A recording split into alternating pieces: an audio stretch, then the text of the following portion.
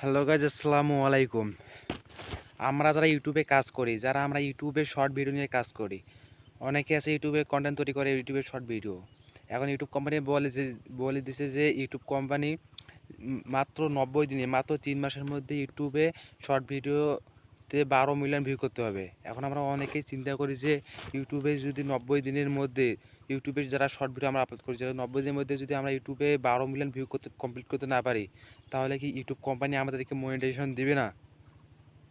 এরকম মানে কি বলছে যে মাত্র 90 দিনের মধ্যে ইউটিউবে 12 মিলিয়ন ভিউ করতে হবে। এখন আপনি যদি মনে করেন আজ আপনি একটা ইউটিউব চ্যানেল ক্রিয়েট করলেন, বা আপনি নতুন একটা ইউটিউব চ্যানেল খোলেন, এখন ওই ইউটিউব চ্যানেল আজ যে খোলালেন, মনে করে ইউটিউব চ্যানেলে 1 বছর হয়ে গেছে আমরা ইউটিউবে কাজ করতেছি, কিন্তু আমরা 12 মিলিয়ন ভিউ করতে পারি নাই।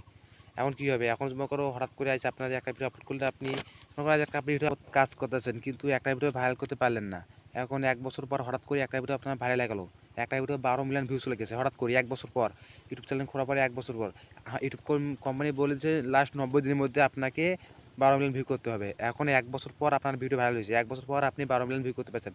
এখন ইউটিউব কোম্পানি দেখবে যে আপনি ইউটিউবে কাজ করছেন, মানে ইউটিউবে আপনি মানে 1 বছর আগে ইউটিউব চ্যানেল খুলছেন, ইউটিউব কোম্পানি এটা দেখবে না। ইউটিউব কোম্পানি দেখবে যেদিন ভাইরাল হয়ে গেছে, যেদিন 12 মিলিয়ন ভিউ হয়েছে, ওই দিন দেখবে ইউটিউব কোম্পানি যে আপনি 3 মাস আগে, মানে যেদিন ভাইরাল হয়েছে ইউটিউব ভিডিওটা, ওই 3 মাস আগে আপনি কাজ করছেন কিনা, আপনি ইউটিউবে ঠিক মতন ভিডিও ছাড়ছেন কিনা, ইউটিউব কোম্পানি এটা দেখবে।